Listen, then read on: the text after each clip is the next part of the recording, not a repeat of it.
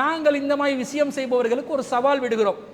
நாங்கள் சில நோயாளிகளை கூட்டி வருவோம், அந்த நோயாளிகளை இவர் குணப்படுத்தி காட்டணும். அடுத்த மூணாவது கேள்வி, இதுவும் சமகால நிகழ்வோடு சம்பந்தப்பட்ட ஒரு கேள்விதான். என்ன கேட்குறாங்கடா, டாக்டர் மலா அலி குர்திஸ்தானி என்பவரால் குர்ஆன் மற்றும் நவீன மருத்துவத்தை இணைத்து பல நோய்களுக்கு சிகிச்சை அளிப்பதாக கூறப்படும் ஒரு மருத்துவ முறையை சொல்கிறார். இந்த மருத்துவ முறை சரிதானா என்று கேள்வி கேட்குறாங்க. அன்பிற்குரிய சகோதரர்களே, கடந்த சில நாட்களாக சமூக வலைத்தளங்களில் மிகப்பெரிய அளவில் பரப்பப்படுகின்ற ஒரு காணொளி தான் இந்த டாக்டர் மலா அலி குர்திஸ்தானி என்பவர்.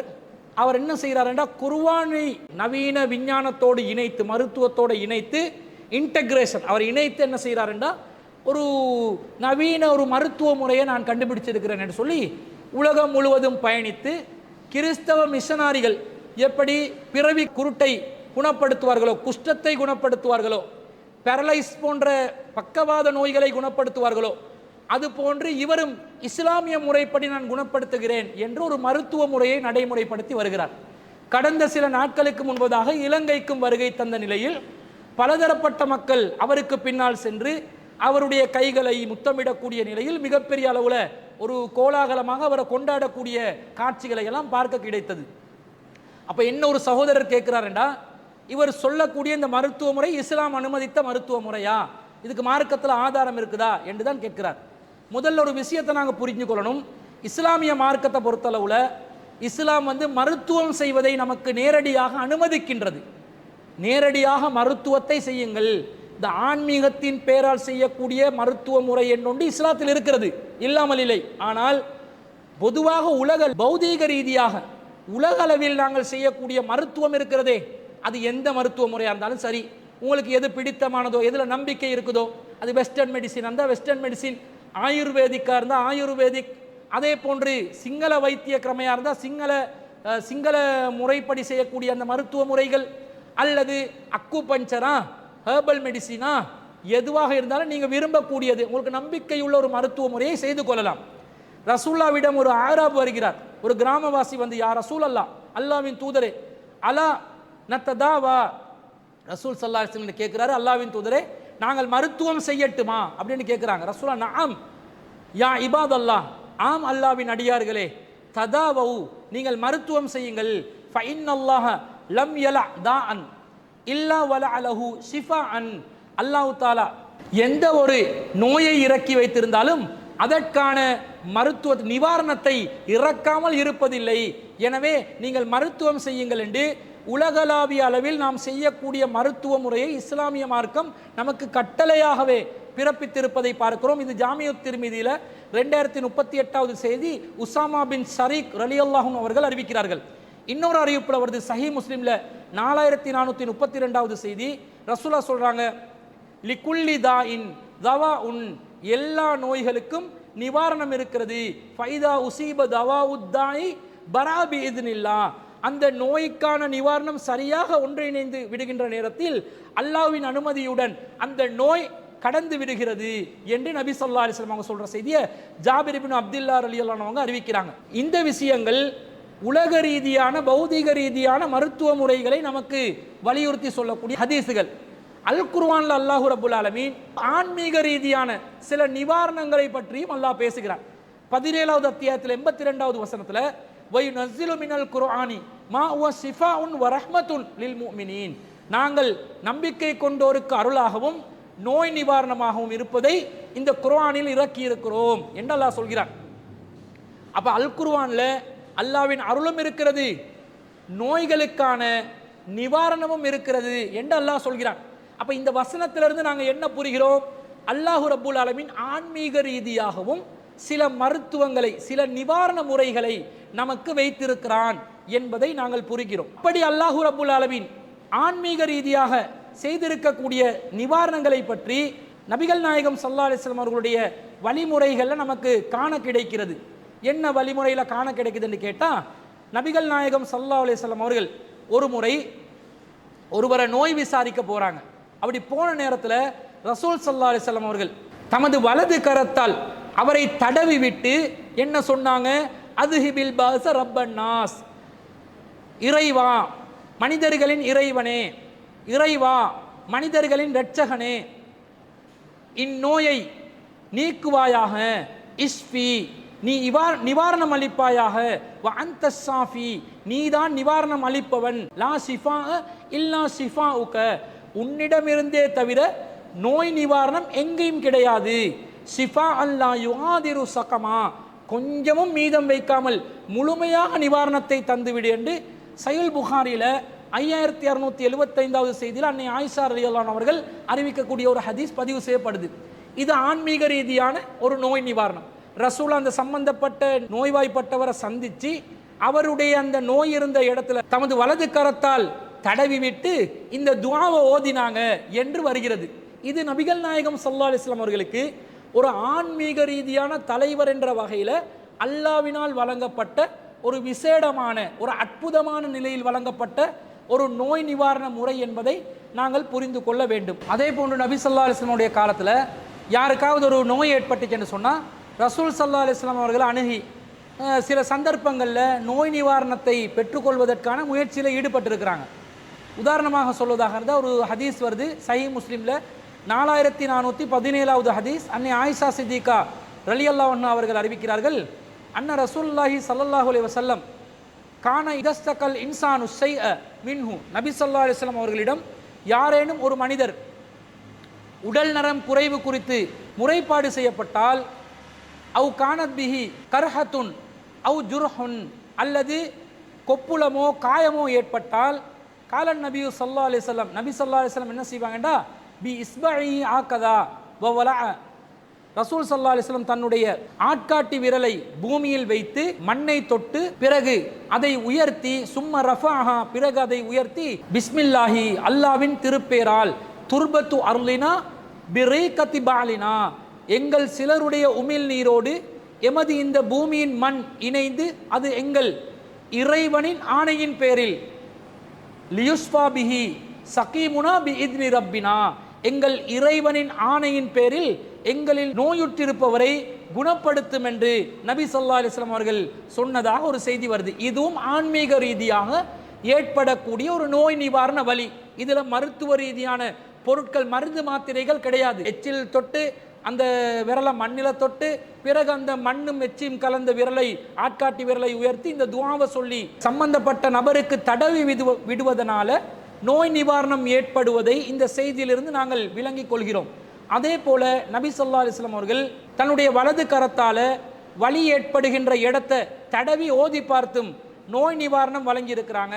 அண்ணன் நபிய ஸல்லல்லாஹு அலைஹி வஸல்லம் கான யுஅவ்விது பஅல அஹ்லிஹி, நபி ஸல்லல்லாஹு அலைஹி வஸல்லம் அவர்கள் தம் துணைவியரால் ஒருவருக்காக நோயிலிருந்து பாதுகாப்பு கோரி வந்தார்கள்.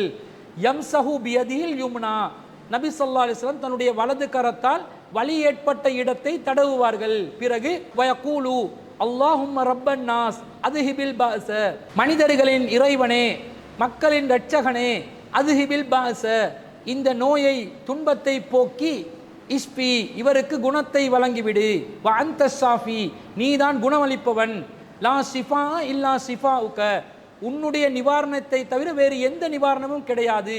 ஷிஃபா அல்லா யுஆதிரு சகமா, கொஞ்சமும் மீதம் வைக்காமல் குணப்படுத்தி விடு என்று ரசூல் ஸல்லல்லாஹு அலைஹி வஸல்லம் ஒரு துஆவை ஓதுவாங்க என்று புகாரில 5743வது செய்தி வருது. அன்னை ஆயிஷா சித்திகா ரலியல்லாஹு அன்ஹா அறிவிக்கிறாங்க. இதுவும் ஆன்மீக ரீதியாக செய்யப்படுகின்ற ஒரு நிவாரணம்.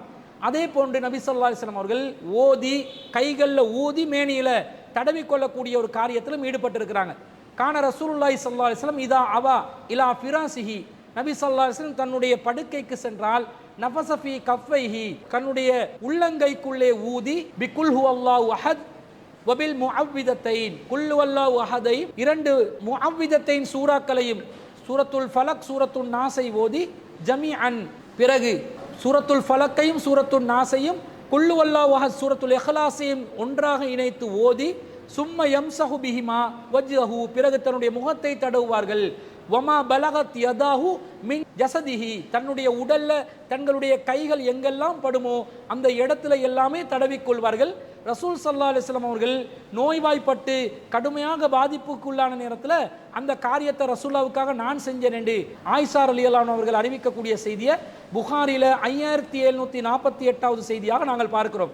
இதே போன்று 3 தடவை செய்வார்கள் என்று புகாரில் 5018வது செய்தி நமக்கு தெளிவாக சொல்லிக் கொண்டு இருக்கிறது. அப்படி என்றால் ஆன்மீக ரீதியான நோய் நிவாரண வழிமுறை உண்டு இஸ்லாத்தில் இருக்கிறது. அதை நாங்கள் என்ன செய்யலாம், செஞ்சு கொள்ளலாம். அல்லாவின் தூதர் என்ற ஒரு பிரத்யேக நிலையில் இருந்து சில காரியங்களை செஞ்சிருக்கிறார். ஒவ்வொரு முஸ்லிமும் ஒவ்வொரு மனிதனும் தன்னுடைய ஈமான் தன்னுடைய தக்வாவின் அடிப்படையில் தன்னால் முடிந்த அளவு இந்த மாதிரி ஆன்மீக ரீதியான நிவாரணத்தை செய்யலாம். ஆனால் பல 100 சந்தர்ப்பங்களில் நபிகள் நாயகம் ஸல்லல்லாஹு அலைஹி வஸல்லம் அவர்களிடம் பலர் முறையிட்டும் ஒரு சில சந்தர்ப்பங்களில் தான் இது போன்ற ஆன்மீக ரீதியான நிவாரணத்தை கடைபிடித்திருக்கிறார்களே தவிர எல்லா நேரத்திலும் இந்த ஆன்மீக நிவாரணத்தை நபிகள் நாயகம் செய்தார்கள் என்பதற்கு எந்த ஒரு சான்றும் கிடையாது. பெரும்பாலும் நபி ஸல்லல்லாஹு அலைஹி வஸல்லம் அவர்கள் யாராவது நோய் விஷயத்தில் முறையிட்டாங்கன்னு சொன்னால் அல்லாவிடம் அதை முறையிடணும் என்று தான் சொல்லுவாங்க. நானே நோய்க்கு நிவாரணம் வழங்கிடுவேன், நான் நோய் நிவாரணம் வழங்குவதற்கு வல்லவராக இருக்கிறேன் என்று நபி ஸல்லல்லாஹு அலைஹி வஸல்லம் அவர்கள் சொன்னதே கிடையாது. உதாரணமாக சொல்வதாக இருந்தால் நபி ஸல்லல்லாஹு அலைஹி வஸல்லம் அவங்க உயிரோடு வாழ்கிற காலத்திலேயே தன்னுடைய மகளின் மகன் மரணத் தருவாய்க்கு சென்று விடுகிறார்கள். ஜைனப் ரலியல்லாஹு அன்ஹா அவர்களுடைய மகன் மரணத் தருவாயில் இறக்கும் தருவாயில் இருப்பதாக ஒரு செய்தி வருகிறது. அர்சலத் இப்னத்துன் நபி ஸல்லல்லாஹு அலைஹி வஸல்லம் இலைஹி இன்ன இப்னன் லீ குபில ஃபஅத்தினா, தன்னுடைய மகன் மரணத் தருவாயில் இருப்பதாக நபி ஸல்லல்லாஹு அலைஹி வஸல்லம் அவர்களுக்கு செய்தி அனுப்பப்பட்டு உடனே தங்களிடம் வருமாறு கூறப்படுகிறது. ஃபஅர்சல யுக்ரி உஸ் ஸலாம வயகூலு, நபி ஸல்லல்லாஹு அலைஹி வஸல்லம் அவங்க சலாம் சொல்லி அனுப்புகிறாங்க. சலாம் சொல்லி அனுப்பி என்ன சொல்கிறாங்கண்டா, இன்னலில்லாஹி மா அஹத வலஹு மா அத்தா, கொடுத்ததும் எடுத்ததும் அல்லாஹ்வுக்கே உரியது. வக்குல்லுன் இந்தஹு பி அஜலின் முஸம்மா, ஒவ்வொன்றுக்கும் குறிப்பிட்ட தவணை இருக்கிறது. ஃபல் தஸ்பிர் வல் தஹ்தசிப், எனவே பொறுமையை மேற்கொள்ளுமாறும் நன்மையை எதிர்பார்த்து இருக்குமாறும் மகளுக்கு அறிவுரை சொல்லி அனுப்புகிறாங்க. ஆனால் மகள் என்ன சொல்கிறாங்கடா, ஃபஅர்சலத் இலைஹி துக்ஸிமு அலைஹி ல யஅதி அன்னஹா, அல்லாஹ் மீது ஆணையிட்டு நபிகள் நாயகம் தங்களிடம் வர வேண்டும் என்று மகள் மீண்டும் சொல்லி அனுப்புகிறாங்க. நபி ஸல்லல்லாஹு அலைஹி வஸல்லம் அவங்க மகளை நோக்கி செல்கிறார்கள். அப்போது ஃபகாம வ மஅஉ ஸஅத் இப்னு உபாதா வ முஆத் இப்னு ஜபல் வ உபை இப்னு கஅப் வ ஸைத் இப்னு சாபித் வ ரிஜாலுன், நபி ஸல்லல்லாஹு அலைஹி வஸல்லம் அவர்களோடு ஸஅத் இப்னு உபாதா, முஆத் இப்னு ஜபல், உபை இப்னு கஅப், ஸைத் இப்னு சாபித் ரலியல்லாஹு அன்ஹும் அவர்களோடு இன்னும் சில மனிதர்களும் இருந்தார்கள். ஃபருஃபிய இலா ரசூலில்லாஹி ஸல்லல்லாஹு அலைஹி வஸல்லம் சபியு வ நஃப்ஸுஹு ததகாகஉ, நபிகள் நாயகம் ஸல்லல்லாஹு அலைஹி வஸல்லம் அவர்களிடம் அந்த சிறுவன் எடுத்து கொடுக்கப்படுகிறது. அப்படி கொடுத்த நேரத்தில் அந்த சிறுவன் மிகவும் மூச்சு திணறிய நிலையில் சுவாசிக்க முடியாமல் இருந்தார். கால ஹசிப்துஹு அன்னஹு கால கஅன்னஹா ஷன்னுன் ஃபஃபாலத் ஐனாஹு, அந்த சிறுவன் எந்த அளவுக்கு இருந்தார் என்று சொன்னால் இற்றுப்போன பழைய தோல் துருத்தி போல் குழந்தையின் மார்பு ஏறி இறங்கியது. இதை பார்த்து நபி ஸல்லல்லாஹு அலைஹி வஸல்லம் அவர்களுடைய கண்களில் இருந்து நீர் சொரிந்தன. அப்போது நபி ஸல்லல்லாஹு அலைஹி வஸல்லம் அவர்களுடைய பக்கத்தில் உள்ள சஹாபாக்கள் கேட்குறாங்க, யா ரசூலல்லாஹ் மாஹாதா, அல்லாஹ்வின் தூதரே இது என்ன அலறிங்க என்று கேட்டோன்னே ரசூலா சொல்கிறாங்க, ஆதிஹி ரஹ்மத்துன் ஜஅலஹல்லாஹு ஃபீ குலூபி இபாதிஹி, இது அல்லாஹ்வின் கருணை, அல்லாஹ் தன் அடியார்களுடைய உள்ளத்திலே இதை ஏற்படுத்தி இருக்கிறார். வ இன்னமா யர்ஹமுல்லாஹு மின் இபாதிஹி ருஹமா, அல்லாஹ் தனது அடியார்களில் கருணையுள்ளவர்களுக்குத்தான் அருள் புரிவான் என்ற செய்தியை நாங்கள் புகாரில் 1284வது செய்தியாக பார்க்கிறோம். உசாமா பின் ஸைத் ரலியல்லாஹு அன்ஹு அவர்கள் இந்த செய்தியை அறிவிக்கிறாங்க. அப்போ ரசூல் ஸல்லல்லாஹு அலைஹி வஸல்லம் தன்னுடைய மகளின் மகன் இற்றுப்போன நிலையில் இருந்த ஒரு சூழ்நிலையை பார்த்து அந்த மகனுக்காக உடனடியாக ஆன்மீக வைத்தியம் செஞ்சு அந்த சக்கராத்துடைய நிலையிலிருந்து அவரை விடுவிக்கிறேன் என்று மருத்துவம் செஞ்சதாகலாம் வரலை. ரசூல் ஸல்லல்லாஹு அலைஹி வஸல்லம் பெரும்பாலும் என்ன பண்ணுவாங்கடா, அல்லாட கையில் தான் எல்லாம் இருக்குது, கொடுத்தது எடுத்ததெல்லாம் அல்லாட பொறுப்பில் இருக்குது, இதுக்கு நான் பொறுப்பாக முடியாது என்ற நிலையில் தான் நபி ஸல்லல்லாஹு அலைஹி வஸல்லம் செஞ்சுருக்கிறாங்களே தவிர இந்த மருத்துவம் வேலை பார்த்து கொண்டு அனைவருக்கும் நோய் நிவாரணம் வழங்கி கொண்டு இருக்கிறேன் என்று இந்த மாதிரி ஒரு சூழ்நிலையில் ரசூலா இருக்கலை. இப்போ இந்த டாக்டர் மாலா அலி குர்திஸ்தானி என்பவர் என்ன பண்ணுறாரு, அவர் குர்ஆனையும் நவீன மருத்துவத்தையும் இணைத்து பல நோய்களுக்கு சிகிச்சை அளிப்பதாக கூறி வருகிறார். இவர் எந்த அளவுக்கு போறாருண்டா, குர்ஆன உலகத்துக்கு கற்றுக் கொடுக்க வந்த அல்லாஹ்வின் தூதர் ஸல்லல்லாஹு அலைஹி வஸல்லம் அவர்கள் காட்டித்தராத மருத்துவ முறைகளை எல்லாம் இவர் குர்ஆன் பேரில் இவர் மக்களுக்கு காட்டி கொடுக்க வந்துட்டாராம். எந்த அளவுக்குண்டா, கேன்சராக இருந்தாலும் HIV இருந்தாலும் பிறவி குருடாக இருந்தாலும் ஓட்டிசம் போன்ற நோயாக இருந்தாலும் உறுதியான குணமாக்கும் சிகிச்சையை இவர் வழங்குவதாக சொல்கிறார். இதற்கு மருத்துவ ரீதியான ஆதாரம் அவருக்கு தர முடியுமா? அறிவியல் சான்றுகளை முன்வைக்க முடியுமா? முடியாது. இன்னும் சொல்லப்போனால் அவருடைய விளம்பரங்களில் என்ன குறிப்பிடுகிறார்டா, 251க்கும் மேற்பட்ட மேன்மைப்படுத்தப்பட்ட மருத்துவ முறைகள் கையாளப்படுகிறது என்று சொல்லி அவர் தன்னுடைய அந்த ஆன்மீக மருத்துவத்துக்கு விளம்பரம் செய்கிறாரு. ஆனால் இதுக்கு விஞ்ஞான ரீதியான எந்த ஒரு ஆதாரத்தையும் அவர் காட்டல. 250க்கும் மேற்பட்ட நோய்களுக்கு நிவாரணம் வழங்குறதா சொல்கிறார். குர்ஆனின் நவீன மருத்துவத்தை இணைத்து அந்த நவீன மருத்துவமும் குர்ஆனும் இணைத்து செய்யப்படுகின்ற அந்த சயின்டிஃபிக் ப்ரொசீடிங் என்னது அதை காட்ட சொன்னால் அவரால் காட்ட முடியாது. அதே போன்று அல் குர்ஆன் வசனங்கள் இருக்குது. அந்த வசனங்களை எங்களுடைய தக்குவாவின் அடிப்படையில், ஈமானின் அடிப்படையில் நாங்கள் அந்த குர்ஆன் வசனங்களை ஓதி நிவாரணத்தை நாங்கள் அல்லாவிடம் வேண்டினால் அல்லாஹ் நாடும் போது அந்த நிவாரணத்தை வழங்கி விடுவான். அது அல்லாஹ்வுடைய அதிகாரத்தில் உள்ள ஒன்று. ஆனால் இது கண்டிப்பாக நிவாரணத்தை தந்துடுவேன், இது மூலம் இந்த குர்ஆன் வசனத்தை ஓதி அல்லது இந்த தடவல் முறைகளை செஞ்சு நான் மருத்துவம் செஞ்சா இந்த நோய் கண்டிப்பாக குணமாகிடும் என்று சொல்லி செய்கிற இந்த வழிமுறை குர்ஆனுக்கு மாற்றமாக இருக்கிறது. அப்படி நம்பினோம் என்றா எந்த வழிமுறையிலும் இவர் குர்ஆன் வசனங்களை ஓதி எந்த நோய் இருந்தாலும் குணப்படுத்துவார் என்று நம்பினால் அது அல்லாஹ்வின் தூதர் நமக்கு சிஃபாவை ஆன்மீக ரீதியாக எடுத்துக்காட்டியதற்கு அப்பால் இருக்கக்கூடிய ஒரு வழிமுறையாக இருக்கிறது. அது மூட நம்பிக்கைக்கு நம்மளை இட்டு செல்லக்கூடியதாக இருக்கும். இன்னும் சொல்ல போனால் குர்ஆனையும் நவீன மருத்துவத்தையும் இணைத்து தான் ஆன்மீக ரீதியாக இவர் மருந்து பார்க்கறதா சொல்றாரு, மருத்துவம் செய்யறதா சொல்றாரு. என்ன செய்கிறார்டா, பெண்களை தொடுகிறார். குருட்டுத்தனத்தை குணமாக்குறேன் என்று சொல்லி குருட்டுத்தனமாக பெண்களை தொடக்கூடிய ஒரு சூழ்நிலையை பார்க்கிறோம். أولئك على هدى من ربهم وأولئك هم المفلحون. صبر صبر صبر صبر. وإذا مرضت فهو يشفين وإذا مرضت فهو يشفين وإذا مرضت فهو يشفين.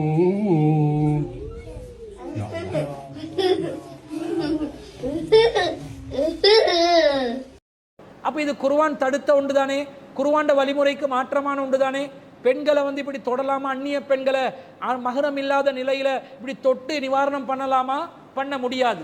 அவர் மருந்து மாத்திரைகளை ஒரு மருத்துவ ரீதியாக ஆய்வு ரீதியாக சில ப்ரொசீடிங்ஸ்களை வச்சு ஸ்டெதஸ்கோப்பை வைக்கிறதுக்காக தொட்டாலோ அல்லது ஏதாவது ஒரு ட்ரீட்மெண்ட் பண்ணுறதுக்காக வேண்டி பரிசோதனை செய்வதற்காக வேண்டி சில கருவிகளை வைத்து தொடுவது என்பது தனி விஷயம். ஆனால் இவர் நேரடியாக சில மசாஜுகள் பண்ணுற மாதிரி பெண்களுடைய உடம்புகளை எல்லாம் தொட்டு என்ன செய்கிறார், குர்ஆன் மருத்துவம் செய்கிறேன் என்று சொல்கிறார்.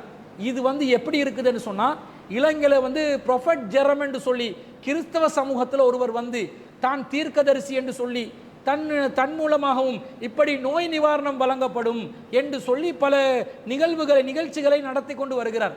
அதுக்கு கொஞ்சமும் குறையாத நிலையில் இந்த நபருடைய டாக்டர் மலா அலி குர்திஸ்தானி என்பவருடைய இந்த மருத்துவ முறை நடைமுறையில் இருப்பதை பார்க்கிறோம். ரசூல்லா இதை தான் சொன்னாங்க. அண்ணன் நபி ஸல்லல்லாஹு அலைஹி வஸல்லம் கால லா தத்தபிஉன்ன சனன மன் கபலக்கும் சிப்ரன் பி சிப்ரின், நீங்கள் உங்களுக்கு முன் சென்றவர்களுடைய வழிமுறைகளை ஜானுக்கு ஜான் பின்பற்றுவீர்கள். வ திராஅன் பி திராஇன், முலத்துக்கு முலம் பின்பற்றுவீர்கள்.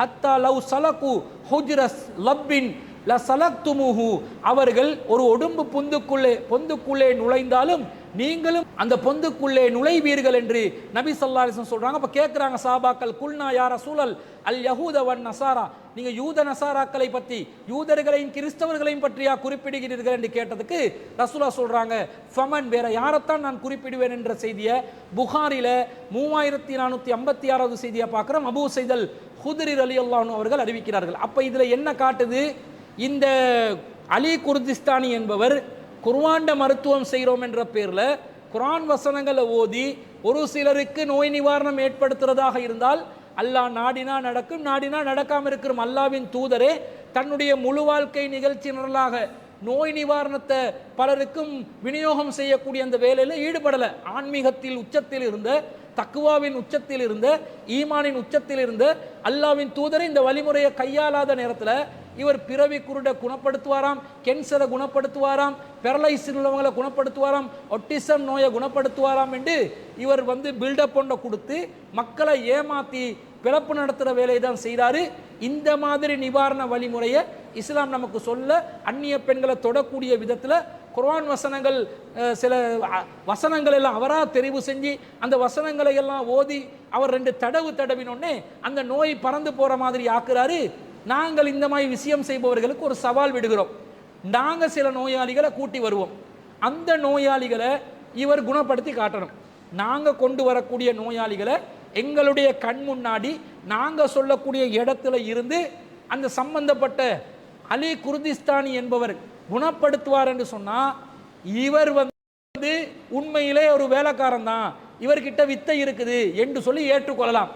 அப்படி செய்ய மாட்டார் என்று சொன்னால் அவர் ஒரு போலி மருத்துவர், ஆன்மீகத்தை விட்டு பிளப்பு நடத்தக்கூடியவர், இஸ்லாத்தின் இல்லாத குர்ஆன் நவீன மருத்துவம் என்ற பேரில் இவர் மக்களை ஏமாற்றி இவர்கிட்ட வயிறை நிரப்பி கொண்டிருக்கிறார் என்பதுதான் தெளிவான முடிவாக இருக்கும். இது போன்ற மருத்துவ முறைகளை இஸ்லாம் நமக்கு சொல்லலை. ஆன்மீக ரீதியாக நாம் நமக்கு செய்யக்கூடிய சில மருத்துவ முறைகள் தான் இஸ்லாத்தில் இருக்கிறது.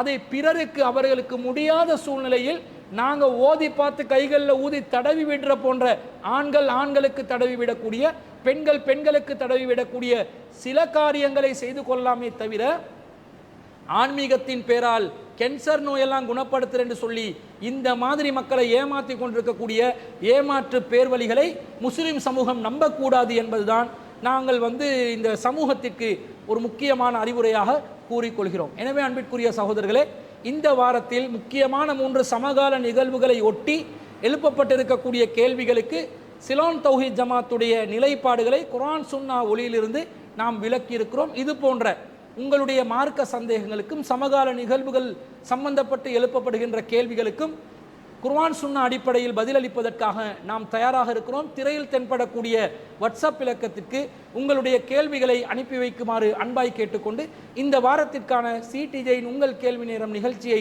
இத்துடன் நான் நிறைவு செய்து கொள்கிறேன். வாஹிரு தஅவானா அனில் ஹம்துலில்லாஹி ரப்பில் ஆலமீன். சுப்ஹானக்கல்லாஹும்ம வ பிஹம்திக அஷ்ஹது அல்லா இலாஹா இல்லா அன்த அஸ்தக்ஃபிருக வ அத்தூபு இலைக்.